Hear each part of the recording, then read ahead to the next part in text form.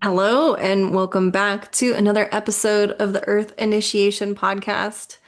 Today's episode is something that I've wanted to talk about for a really long time. I actually even recorded this episode probably like last June or May, or at least on a similar vein of topic. And quite honestly, it's one of the hardest dynamics for me to stay out of energetically, and that'll make more sense as we talk about it. Um, Especially when we're, a little sneak preview, we're talking about aggressive energy, fighting energy, angry energy in the collective, and how I believe there is an epidemic of people operating in a fight nervous system mode and are calling it normal. So we're going to get into that today.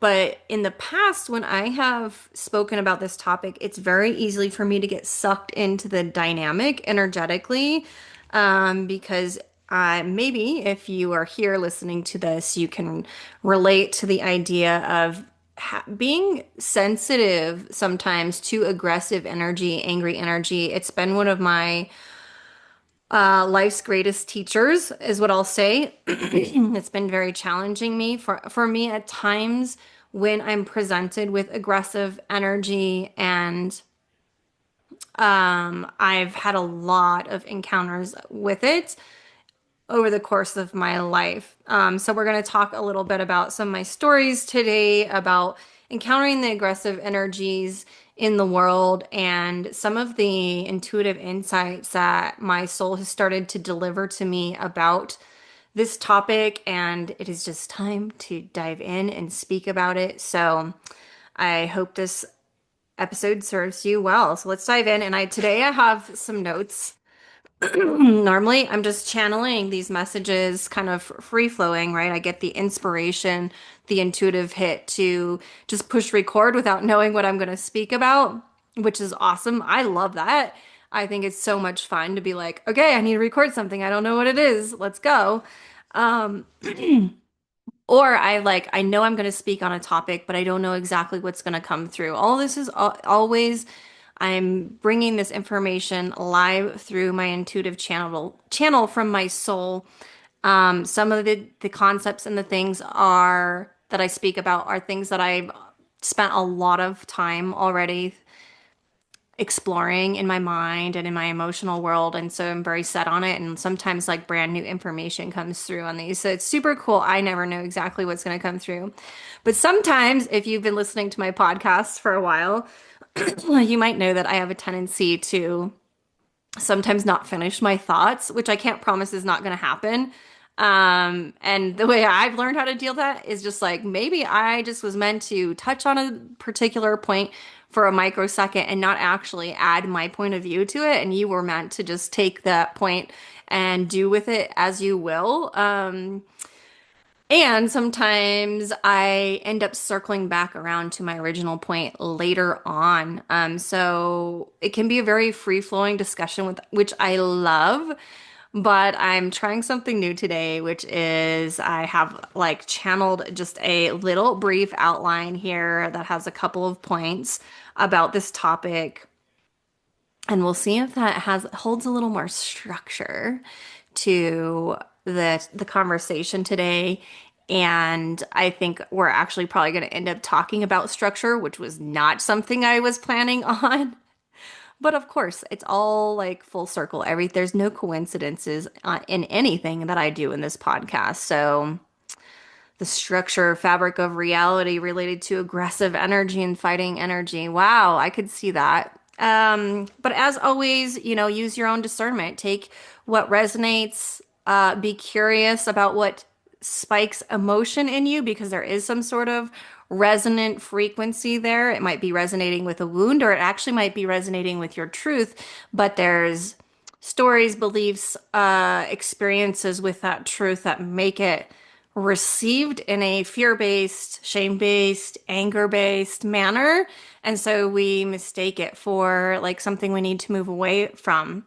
Um, and ultimately, that is one of my personal areas of focus this year is just cultivating deeper discernment because I think that's really, really what the world is asking for right now in so many different ways. And when we can easily get caught up in emotional energy, like aggressive energy from other people, it's very easy to lose our sense of true discernment of what is truly right for us, what should we be saying yes to, even if it may be uncomfortable? What should we be saying no to, even if it may be uncomfortable? That's the thing is there's so much online these days that is like just follow your bliss, follow your joy, follow your passions. Yes, please do that. And know that there are a lot of different energetic dynamics that go into what gives you the particular feeling of joy and or anger or aggression. All the emotional spectrums are things that have been programmed into you for a very long time. It comes from your DNA, your genetics first and foremost, and then it was then shaped by your mother and how she was feeling in with you in her womb space. From the moment of conception, you are being programmed about the emotional world before you had any kind of concept of belief systems and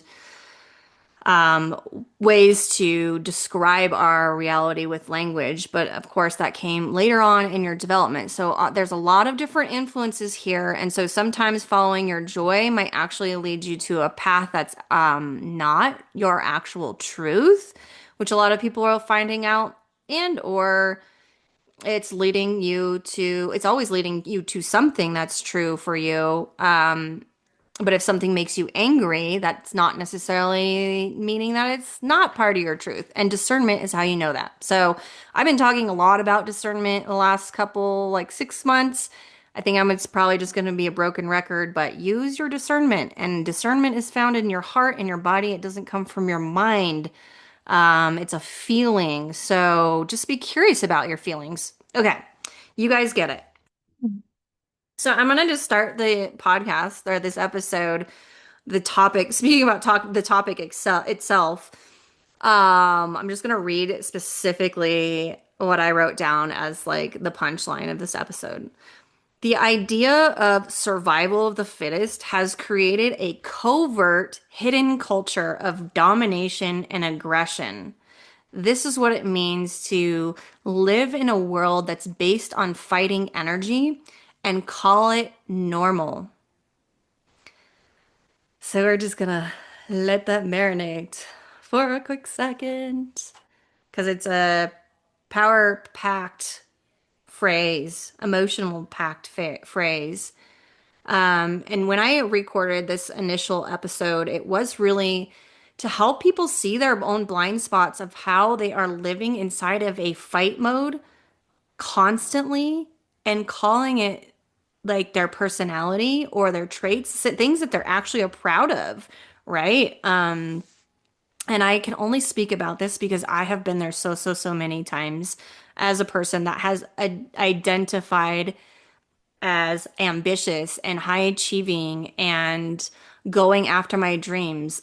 A lot of that was driven by a fighting spirit, fighting energy. Even when I survived a helicopter crash and people were telling me, as I was going through the experience of PTSD, panic disorder, all the emotional trauma of losing my mom, mystery symptoms, mystery neurological symptoms, like health falling apart, just complete collapse of my life. People were like, this is your new normal and you should just learn to accept it. And holy shit, did I have a fight response to that? And I was like, fuck no, that's not what I'm doing. That rebellious nature is a fighting spirit. And I have that in spades, which is why if I'm not really centered and grounded in my truth, in what I like, in my own discernment, and if I'm not in a space where I can be present with other people's anger, their aggressive energy, and sometimes that can be unconscious, right? They're not necessarily the person in front of you may not be actually displaying aggressive energy. It just can be like they're in their field because they have a lot of anger and a lot of aggression because we are taught from very, very small children, and again, this goes back generations and generations, that aggression is rewarded, like survival of the fittest, domination, competition, the winner is rewarded. So we've all been taught to cultivate this energy as something to be celebrated, and it's still being celebrated. I'm recording this podcast episode the day after the Olympics started, and trust me, I fucking love the Olympics. I think they're awesome. Side note that I've never talked about on this podcast before is that I was a competitive ice skater for give or take like 10 years of my childhood.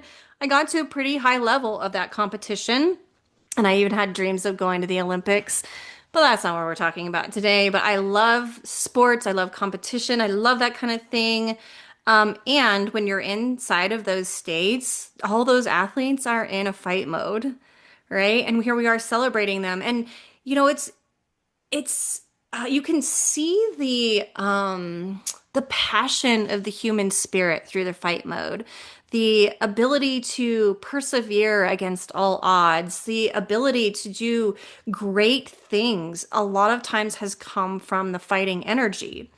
And the times are asking us for to channel our energy from a different motivation, not from the need to be dominating one another, whether that's in friendly competition or in the workplace or in business or, fill in the blank. And I think you might be starting to piece together like all the ways you might be in a fight mode. And that's what this episode is designed to do, is to bring awareness, bring light into those places so we can actually start to shift these patterns, because there are also hugely detrimental things that come from living in this space.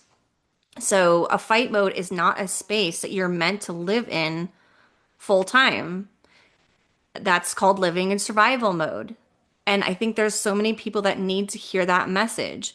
When you are in the fighting energy, whether you're fighting a disease, you're fighting against what's wrong, you're fighting for justice. I mean, all of these concepts that can feel really good and powerful to us, right? And I'm not saying that we shouldn't do those things, but the energy from which you do them matters tremendously. And if the pure reason is the fighting energy is the motivating force behind that, and that's the only force that's motivating, you are going to just perpetuate a world that is driven by conflict and fighting and aggression to maintain our society. And that's, to me, one of the real reasons why we have it's one of the real root cause reasons why we have wars, despite, us evolving as human beings and having more resources than ever. We still can be very much stuck in this fight mode. So fight mode is meant to be used sporadically. It's a beautiful part of your body that when you need short bursts of energy and motivation, that's where you kind of mobilize extra energy. Excuse me, that's what it is on the surface, or under the surface. It's extra energy that you're like digging in deep into your batteries to, give more effort than you would be able to give in a normal calm state. And usually that is activated automatically by your nervous system, depending on what you're doing. And when we learn like perfectionism and high achieving and like goal getting and all this stuff as our way of being, that can slowly become who we are. It's our identity. And now we've identified ourselves with a fight nervous system state. And I don't think I have to tell you how problematic it is. But there have been so many times within myself, first and foremost, so I'm not immune to this in any way, shape, or form. Like I said, I kind of had to spend the last, like, I don't know, 8 months just working my own process to be able to speak about this topic clearly without getting involved in the dynamics of when I speak about these energies. It's like I almost they come up in my field or around me, right? I'm speaking to you and I could feel the field of when you're listening to this, even though we're in different times and spaces. And if I'm not in my power, I will get sucked into that dynamic and that fighting spirit will come out in me. And so I'll be in survival mode, delivering the message. And that is not the energy from which I want to deliver my messages. So, anyways, um, it's hugely problematic, and I think you can see, like, we celebrate it. There's so many good things about this energy. It's not a place we're meant to live from. It's a beautiful thing that we have available to us, and the best way to use it from my experience is to have like pure motivations around that. Usually when we're trying to be a high achiever or dominate others, it's for like an ego-based reason of like needing to feel good about ourselves, needing to, then there's probably a safety element of like if you can't feel good about yourself or proud about yourself or confident in yourself, then you don't feel safe, and that like devolves your stress levels into a place that is unrecoverable, right? Or not unrecoverable, but for some people it like really shuts them down and then they lose all motivation. Oh, that's what I was going to say. But for myself and most of my clients that come to me, they eventually learn this through our sessions where they will be feeling calm in their body. They're like, I'm calm, because I'm always checking in with the nervous system when we're doing session work. And they're like, I'm calm. But then when I ask them to describe to me where their energy's at or what their energy's doing, they have a sense of calm and peace, but they're in a fight mode. And so, like, the easiest way to tell is where is your energy located? The energy when you're in a fight mode is going out of your body. And for people listening on audio, I just made a motion forward. So it's not up and out the top of your head. That's dissociation freeze. The fight mode is mobilizing the energy forward. So it's not centered, it's out. You can have a lot of energy in your upper body and arms and hands. Like you literally, like if you were going to go to blows with somebody, right? You would have all your power in your hands. And so when I have people map this, they're always just surprised. And this is what I call a nervous system reversal, where we've been living inside of a survival mode state for maybe our entire lives. We didn't know it. And so we've learned how to create peace there and calm there and relationships there. And so we literally have constructed entire realities, entire identities on a foundation where we are actually living in survival mode. And so, yeah, I think you all know that that's just problematic for a lot of reasons. And it usually will show up when you have too much stress in your life, something you have taken on too much on your plate, something happens to you unexpectedly, and you have too many stressors going. That's when it really starts to show the cracks in the foundation because this type of coping mechanism, which is that's what it is like finding calm within a fight state is really about you need to be in control of your life. Controlling energy is fighting energy. Um, so if you're like type A and very super organized, like look at that. What's beneath that pattern? That's not to say you can't be those things anymore.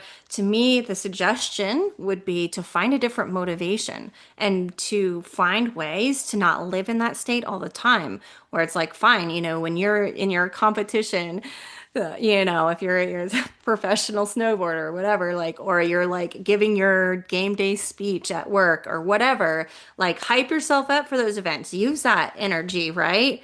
But it's far more effective when you have time to come back to center and you're not living in that state. And quite honestly, I want to say like 90% of health problems have this underlying pattern functioning on some kind of level. A lot of people, though, because they have spent so much time in this fight mode energy, they have then tipped out into the freeze shutdown mode. And I'm not going to describe that pattern too much, but usually that's when people come to find me is because the stressor has become too big. They tried to control it, doing all their normal controlling stuff. They tried to fight it. They tried to do all this stuff, and that just spun them out into a place where they couldn't function anymore. And that's burnout, but there's a lot of other things that happen there. Um, so yeah, I wanted to talk about now that we have kind of an overview of the pattern. This was really though I wanted to talk about some of the really innovative and mind-blowing messages that I've been receiving about this pattern and how it actually intertwines for celebrity culture, like who we find popular, who we find influential in the world, the people we idolize, the people we celebrate. So I've already kind of given you a little taste of the Olympics. We celebrate our athletes that can get gold and maybe not, maybe you're not a sports person, but I'm sure you can think of somebody that you find inspiring. They're at the top of their field or they're doing something amazing. And, as somebody that can read energy of what other people are doing, I really, really had this realization on a deep level lately that most of these people that we're idolizing are living in this aggressive state. And it comes from that survival of the fittest evolutionary drive. So these are things that are it's not just like, oh, society should stop celebrating winners and losers and competition, stop promoting that. Yeah, but this is also like really, really, really, really hardwired and it's it's at a survival based level of like, yeah, at one point in time, you did have to probably, or your ancestors had to fight for survival. They had to fight for food. They had to fight for water or resources and things like that. But we're still living inside this pattern, even though we don't need to do that. And you might have a lot of examples popping up in your head of like, oh no, yeah, we do need to do that still. Yeah, but that's because we have the resources and the ability to solve these problems now, so we don't have to be living that way. Part of this is the scarcity mindset, but we aren't evolving out of the pattern because we can't even see our own blind spot of how deeply we are just being aggressive with one another on a daily basis. So, going back to the beginning though, of like, why is this pattern so prominent for me? For a lot of my childhood and teenage years, I wanted to fit in. I wanted to be cool. I think that's like very typical of teenage years, especially adolescence. And if you hear, I'm dog sitting right now, and I think my husband just got home, so you might hear Doug stirring. Um, but anyways, I I had this like desire, very, very strong desire to fit in, and also a very, very strong belief that I wasn't cool. Like I wasn't cool. Like I was the ice skater. I was weird. I had to take off because I was in a high level of competition. I was often like out of school for things, and like I had crazy practice schedules. I would practice before school, practice after school. I was taking time off school to go compete. So I was like already kind of weird that way. But yeah, I just overall felt really out of place and like a lot of people didn't like me. And actually, that wasn't just an unfounded thing. I was bullied and I actually in elementary school, I had an experience where kids created a hate club about me. Like literally it was my name at the Emily Hate Club. So I've experienced really, I guess, extreme energies, which is just part of like my patterning for this life, like my soul's design for this life, is experiencing energies in extreme. So obviously, I have these extreme experiences of not fitting in, feeling like an outcast, being alone. I was an only child, so a lot of time I was alone, and all I ever wanted sometimes was just somebody to play with, somebody that would like me, somebody that would be friends with me, and that's a desire that has driven a lot of my life. Um, but going to into high school, I remember praying to God many times in middle school, really. to make me cool. Like literally, like I just like, God, please make me cool.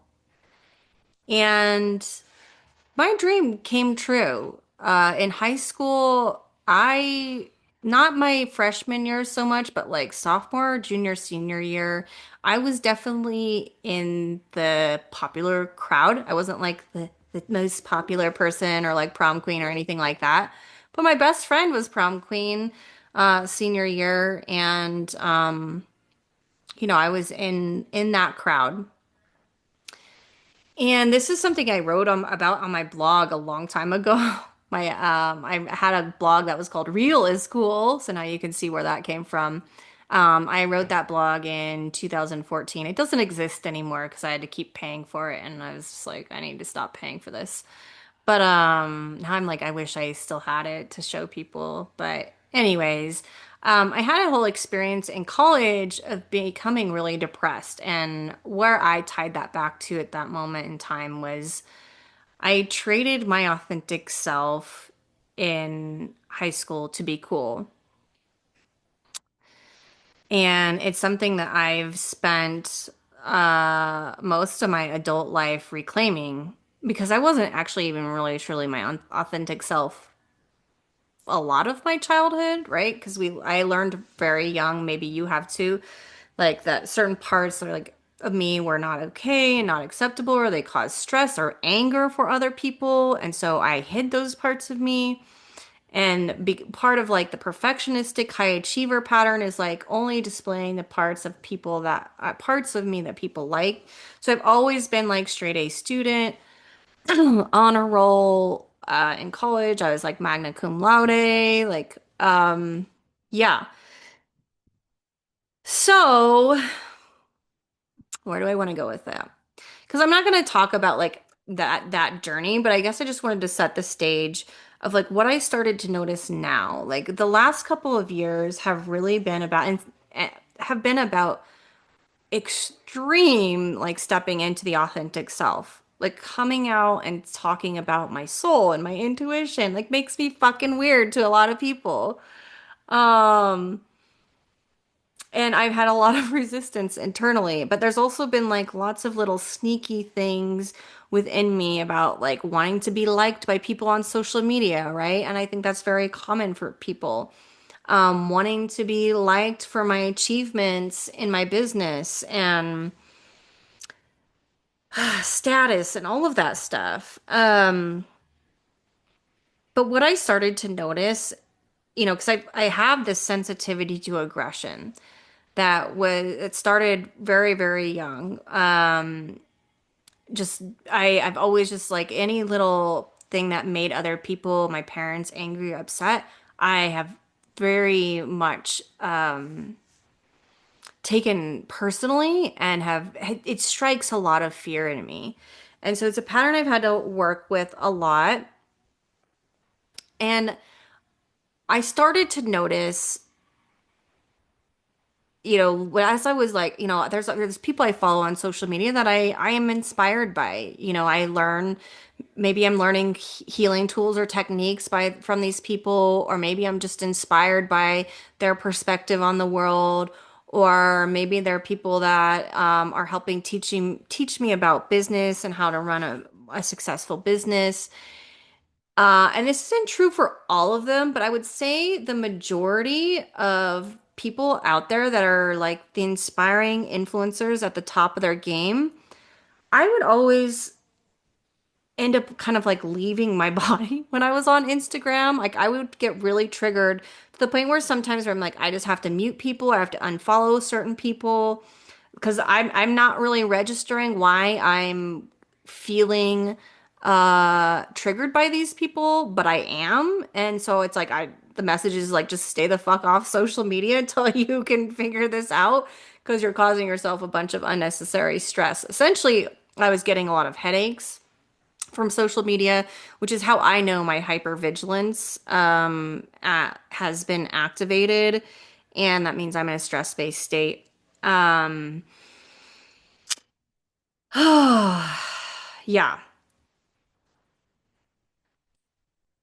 So, anyways, I was noticing like it wasn't every time I got online, but it was certain people that I knew carried a lot of aggressive energy, but I didn't put it together. These people either had a lot of suppressed anger or they were outright like just having dominant energy. And if I wasn't fully in my power, which for me is fully in the lower three chakras of my body and having those clean, bright, lit up, which I don't know how to explain to somebody, but basically, I mean, you can feel where your energy's at. We can just do that real quickly, like doing a body scan. Like, where can you really feel energy? A lot of people can't feel their energy past their legs because they're kind of halfway in, halfway out of their body, their spirit, their soul is. So, and sometimes you can be all the way in the body, but you could be like in a fight mode. I mean, that's a typical, it's a common way where people ground themselves through that aggressive energy. But, it's like, do you have all three of your base chakras lit up online, bright, shining, activated? And if not, for me, anyways, and this is what I would like advise to anybody that's energetically sensitive to aggression or anger, don't fucking get on social media if your chakras are all fucked up for whatever reason, like, or don't go to a crowded stadium full of people if your lower chakras are fucked up. You can, but you're just gonna be really dysregulated and you may recognize that, you may not, or you may have to spend a lot of time calming yourself down. To me, it was just like a whole loop I had to opt out of for a while, but I didn't understand the mechanism behind it, which is what I really wanted to talk about today. Like even looking at the most beautiful women online, right? Um, the people that are like that everybody looks to. When I feel their energy, it is that forward, aggressive, dominant energy. And the message that I've started to receive a little bit, and I feel like I'm going to do a whole episode on like, this is tied into the immune system. That's a little teaser. We're not going there today. But like, even the standards of beauty and what was beautiful or what creates an appearance of beauty in the past has been tied to dominance in the genes, it goes back to the survival of the fittest idea, right? So there's a lot of like maybe little connections that can happen for you right there where it's like, okay, even like beauty and the things that we covet in our society are based on this fight energy. And women especially, this isn't a podcast just for women because I have male clients that have the same kind of patterning, but women in particular are barometers of the emotional reality, and they tend to feel emotions more than males. That's not always the case, but for the most part, women are built to just be tapped more into that emotional side of things. It's just how we're built with our womb space and our hormones and the biology of it. And for so long, women, you know, I mean, humanity as a whole has had a very complex relationship with our emotions, right? It hasn't been until like the last 40 years that I don't, maybe not even 40 years, the last 20 years of like, can we even talk about our emotions? My grandmother on my mother's side is still alive, and I tell her a little bit about what I do for work. And, she's very proud of me, but she's like, we did not talk about that kind of thing when I was your age, and so these are very really new concepts, but the emotions were always there. And the aggression was always there and being celebrated. And women, ironically, weren't allowed a lot of times to express that aggression. sometimes men too, right? But women in particular, that this is kind of stereotypical, but it's also just a generalized trend that women in particular were not allowed to be angry for a lot of reasons. And so the anger doesn't go away. It gets channeled into other things. And so it's what we're talking about is a very sophisticated emotional intelligence mechanism.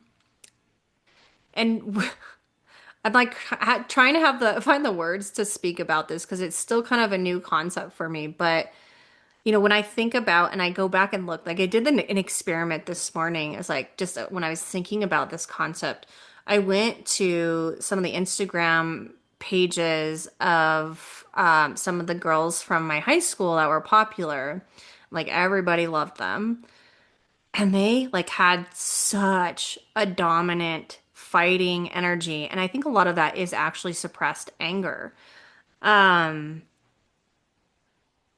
because that's I don't know. I don't know the exact connection there yet, actually. I'm just going to be honest with you. Like there is a connection to people that are popular even in high school, especially in high school because we're all unless you had amazing parents that taught you about the subconscious mind and your energy and how it works and your nervous system, most of us were running on unconscious patterns and how our parents raised us. We were not being conscious of our emotions or how we're acting in the world, really. It's all like just like unconscious patterning. So I just realized that all of the kids that were popular in high school were aggressive. They had aggressive energy. Um, and where this comes full circle with my story is just noticing like how aggressive I became, like in my own way, when I was trying to be like those people. And so I guess what I'm trying to say here is like there's this pattern, it feeds on itself. When we want something, we desire something, we look up to a person that already has it, it's at the top of their field, the person that inspires us, the person we want to be like. But often those kinds of people are using fight modes and dominating aggressive energy to be there.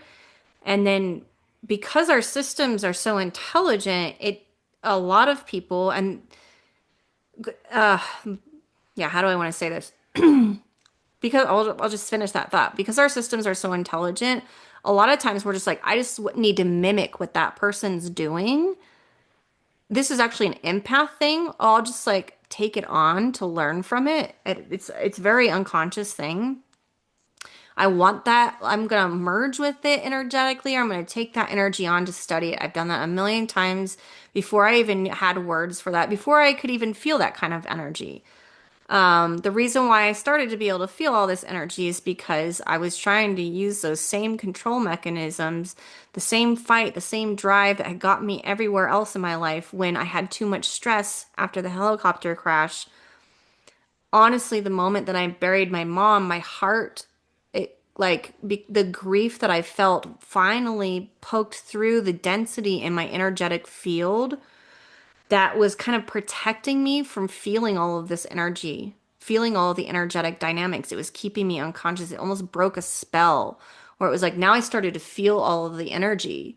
And those mystery symptoms, while they were a physical manifestation of what I went through in the crash in terms of a minor traumatic brain injury, it was also the symptoms of widely varied in severity. And at first it was like linked to stress, but it was because I was starting to feel all the energy that I had been using all of my firepower, my own life force to suppress.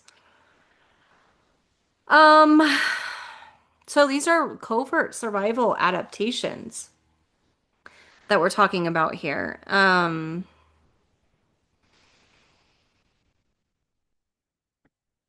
the desire to dominate others. So I'm like, how do I want to wrap up this conversation today? Because I think I've spoken on the topic to the point that I can carry it for now. But it's like I think what the whole point of the episode is just to bring awareness to your patterns, to who we're idolizing, what we're, and so also a lot of times this is just unconscious. We don't know that and we can't feel that we're doing this. We can't feel that we're caught up in aggressive dynamics. Here's one of the doggies. Um, we don't know that we're in these aggressive dynamics and the dominating things until we take a step back. And if you've had the blessing of a stressor that's been too hard for you to see through your coping mechanisms, to see some of this energy, then that is a blessing. I'm calling that a blessing for you. Because if I had been able to cope with my stressors and emotions after the crash and all the health problems I had,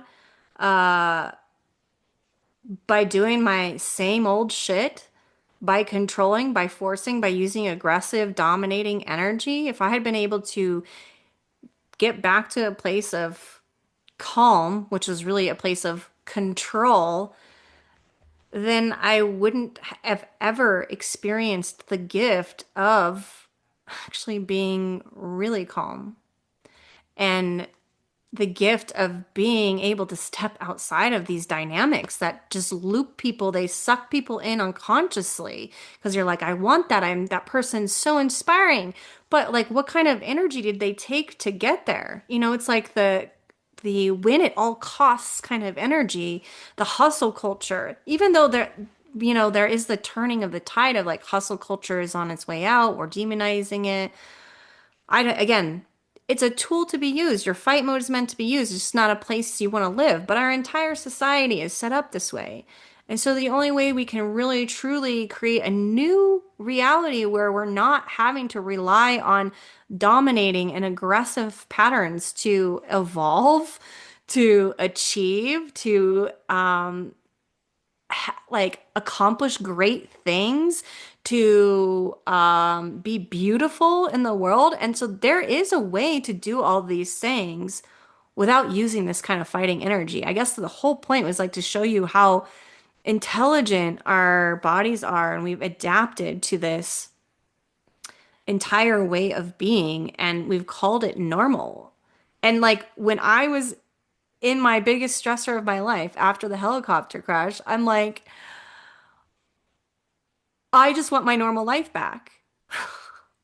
I was like begging God to get my life back. I was like, I'm gonna fucking get my life back. That's what I'm doing. And I'm doing using my fighting energy, my dominating energy, my aggressive energy to get there.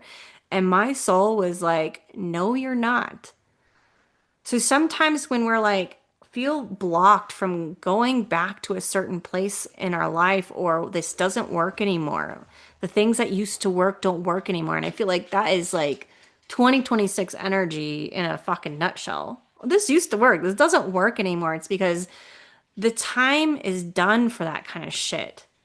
From an energetic perspective, if this part of the conversation is resonating with you, go listen to my energy update for 2026, where I talk more about the energies of 2026. But in general, what is happening right now is we are experiencing more light, more love coming onto the planet from the center of the universe. And it's like the cycle of great awakening that has been told in stories, like ancient stories. There's like prophecies in a lot of different cultures of the great awakening. And this is what happens is when there's more love and more light being shown on the planet, you create your reality faster.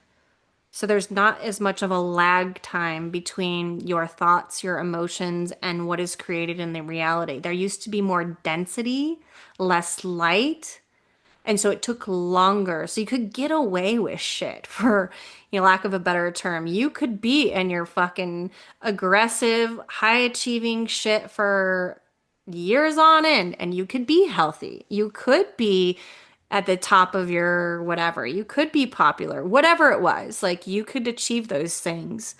But ultimately you would still see signs of like, for me, okay, well, I got my popularity or whatever, but then I was depressed. Okay, yeah, like life is always showing you is this really working for me? And that this has been my message, and I'm going to keep saying it for all of 2026 and probably beyond. Like, I'm always asking, please listen to the whispers before your life has to scream at you and show you through a big ass stressor of what you're creating. Because there are no coincidences, there are no mistakes. You are really that fucking powerful, and we are all really that powerful. And so I know that can be scary to admit when you've had really hard shit happen in your life, but only through taking the personal responsibility for your role in that creation, which doesn't mean you are responsible for what other people do and how they act and all of that shit. And you don't have to condone other people's stuff that's hurtful and harmful, but like you always have a part in that. And this isn't a place to blame or shame yourself, but if you have that feeling coming up, that is the one of the emotional keys to unwind that pattern for you to get out of your victimhood state. Um, because what, just to bring it finally full circle again, is that I was living in a victimhood state. When I said I prayed to God, make me cool. I traded my authentic self to be cool, and it actually worked. But it didn't, right? But it worked on the surface. I got the thing. It made me depressed. It made me not like who I was. It made me feel a lot of fucking shame on the inside. It made me make decisions that actually cost me a lot of my true friends. Um, it caused me immense amounts of stress. And but it's like the time for like fucking around for years and finding out later on like, oh, it doesn't work, and finding out in just kind of like minor ways. That's not the energy. Like, I mean, if you look at the world stage of 2026 so far, it's like 2026 is not here to fucking play. And it's because there's more energy being pumped into the world than ever, which just means it's going to illuminate exactly what you've been creating faster and more brightly. Like you could see it better in your life than you probably ever have. And that's so we can all create a new foundation for our society, because this kind of thing isn't sustainable. It was never meant to be sustainable. And yeah, the times are just asking for us to change. So I hope this conversation has inspired you in some way, but not from an aggressive, dominating way, but like maybe just like looking at my energy right now. And you probably even felt some of these like aggressive energy in the past podcasts, because this is a path I'm walking as well, where I've really had to, when I'm confident and I'm in my power, it can very easily turn into a dominating energy. Um, and that's not real power. If you have to dominate something or somebody to be confident, to be power, to be in control, to have the achievements, that's not real power. You're using force, you're using anger, you're using aggression to get what you want. And that's why the world is the way it is. So, if you would like to unwind this pattern with me, this is not a one and done, one kind of session thing. It will take months of work, maybe even a year of work. I don't know, but you can collapse it pretty quickly if you walk the path. And yeah, so if that interests you, there's a link in the show notes. And I'm like really fucking excited for the future, because I'm like, I don't know what this society looks like that's not feeding off of all this dominant, aggressive energy to find beauty and to like what we celebrate in the world. And I'm really just excited to see what kind of harmonious society we can create without aggression. But it takes enough of us, not all of us, not all of us have to do it, but I've been talking about this on my Instagram lately, a critical mass of us. I think, maybe if you're spiritual, you've heard the story of the 144,000. To me, that feels like the 144,000 is just a representation of the number of people that we need in true power. Because again, all this fighting bullshit, domination isn't true power. It's survival mode power that is unsustainable. So true power is like the love that just it can flow and be omnipresent in your life, the groundedness that can go forever because it feels fucking good to me and to you, and we create from there, and that's really sustainable. And I talked a lot about that in the 2026 reading as well, as this is sustainability. So we get enough people in sustainable, authentic power that it's my personal belief that, and it's actually science, that the physics and the energetics don't lie. If enough people are acting this way, showing this way up in the world, the energetics have no choice but to change, shift, and mirror that. And it can be a wonderful process, or it can be a process of seeing shit fucking blow up. Like my life had to blow up for me to see my patterns. So I don't want that for anybody, and yet I know for some people that's just necessary.